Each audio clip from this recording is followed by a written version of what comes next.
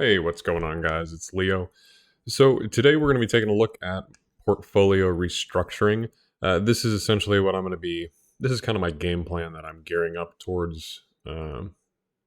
Really, whenever I have a big trade go through, I like to do a portfolio restructuring, but I also do it quarterly where I make sure that everything is still balanced out the way that I want it. So, before we get started, uh, if you're not subscribed, please go ahead and subscribe. The YouTube analytics say that 70% of y'all aren't subscribed to the channel. Really helps this out, but only if you find what I provide valuable. Really trying to get out there and educate as many people as I can. So let's go ahead and dive in. Some things to keep in mind. First up that I want to talk about is what is diversification, because this is really kind of a confused topic. A lot of people think that, well, I'm diversified because I'm in stocks and I've got Apple, I've got Tesla, and I've got so just basically they just start listing off different stocks in different sectors and whatnot. But really, what diversification is about is having an uncorrelated asset. So what does that mean? Basically, what you want is, let's say that the economy goes through a downturn, right? So stocks typically do poorly, and treasury bonds will do well. So as stocks go down, treasury bonds go up, and so they balancing each other out. You're not feeling the full impact, the maximum drawdown that you could be seeing, because with stocks you can typically you can see 50% corrections. That's not unheard of. So if you're 100% invested in a stock market, you could potentially see quite a drastic drop in your in retirement. It's something to be concerned with. So that's really what diversification is about. And in my opinion, it really depends on your personal risk tolerance, because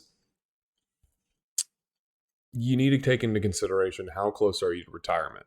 So I'm a fairly young guy. I'm not as heavily invested in treasury bonds as someone who is 70 years old, right? Because they're wanting that reliable income. They want to sleep easy at night. I'm more focused on growth with my portfolio, trying to get it to grow as much as I can.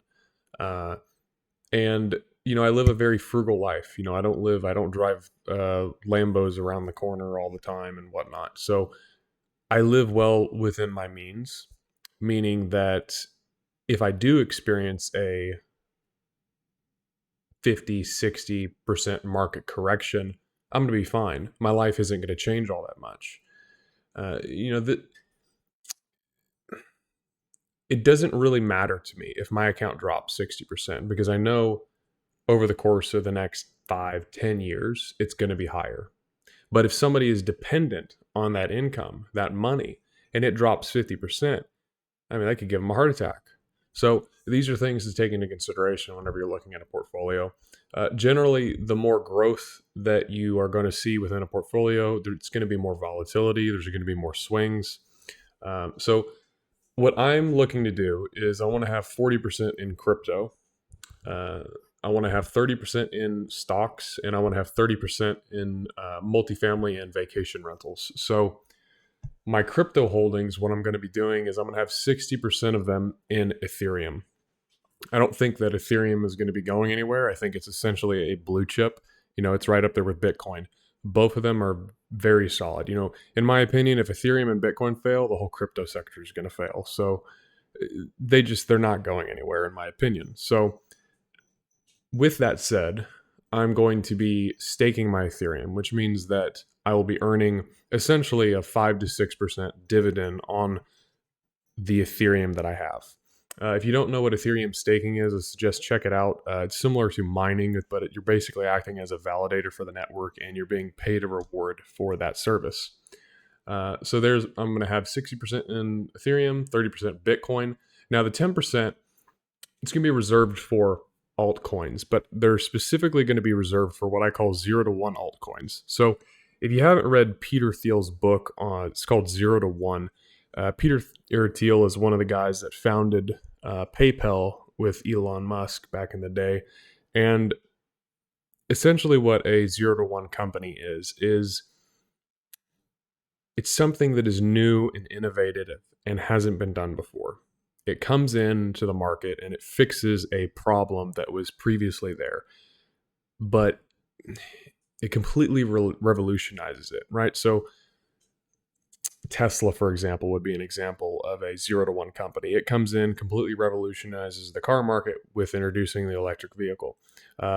Think about what Netflix did to Blockbuster, right? Completely came in, in economics, it's known as creative destruction. Something old and outdated is replaced by something new and innovative. Those are the stocks, those are the altcoins that you are going to see the maximum amount of potential. And I don't just mean hype potential, as in that it skyrockets up and then it crashes. I'm talking about real fundamental value that it can grow on. Ethereum and Bitcoin, perfect example of something of 0 to 1 cryptocurrency. Nothing like Bitcoin had ever been done before. They come in with this decentralized currency that gives power back to the individual, taking it away from these centralized government, centralized banks, gives a lot more freedom to the individual. That's an example of whenever I'm talking about 0 to 1. Essentially, Bitcoin has a monopoly on the cryptocurrency market. Everything trades against Bitcoin practically. So that's essentially what I'm going to be looking for. So one of those coins that I'm interested in is Chainlink. Now, Chainlink is an Oracle service that essentially they're branching off-chain data onto the blockchain. So that's really interesting to me. It hasn't performed too terribly well this bull cycle, but nonetheless, they are the only, to my knowledge, they are the only coin of their kind that is, they don't really have any competition. So that's important whenever you're looking at a 0 to 1. You don't want to go in investing into an altcoin and you have 50 of them that are doing the same thing.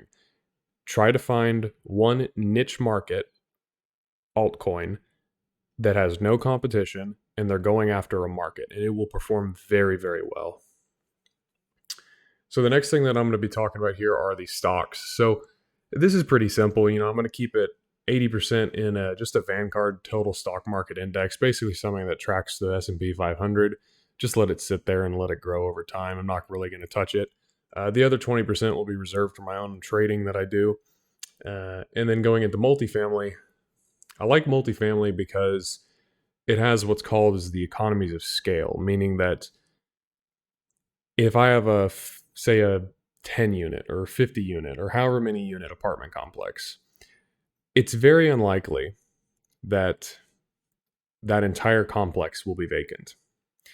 But if you have a single family rental, if that property is vacant, you are 100% responsible for that mortgage payment.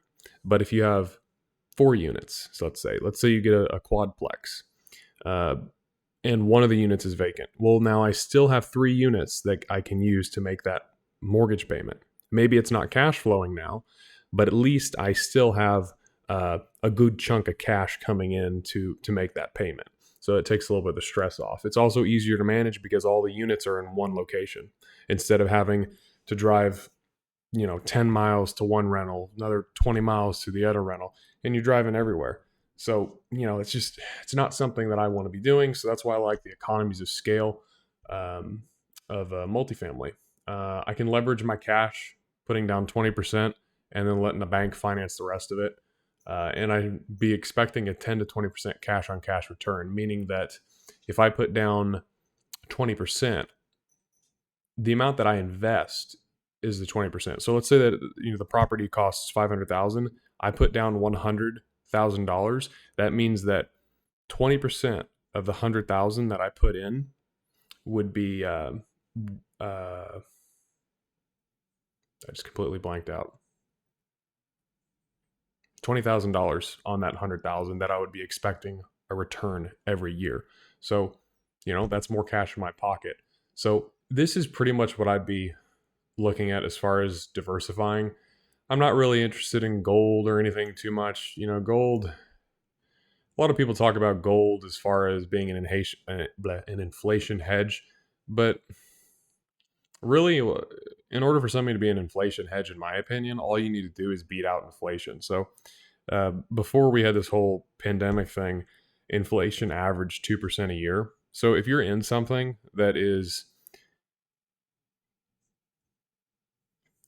above 2%, you're beating inflation. As long as you're not sitting in cash. Cash is trash. If it's sitting in your bank, you're losing 2% of your purchasing power every single year that it's sitting in the bank. If you're not earning more, if you're not getting a bigger return than what inflation is, you're losing your purchasing power over time. So my focus is on growth. I want my account to grow as much as possible over the next several decades. And so that's what I'm structuring this portfolio around. So going into, I think with this kind of, what would you call it, a YouTube series, this video series on portfolios, I'm going to be going over different portfolio ideas, such as the all-weather portfolio, which is from Ray Dalio, someone that I've read his books and I really do look up to him. I think he's a very brilliant guy. So I'm definitely going to be going over more portfolio options and talking about what else is out there. But this is just my own personal portfolio and what I'm planning on doing. So until next time, I'll talk to y'all soon. Take care.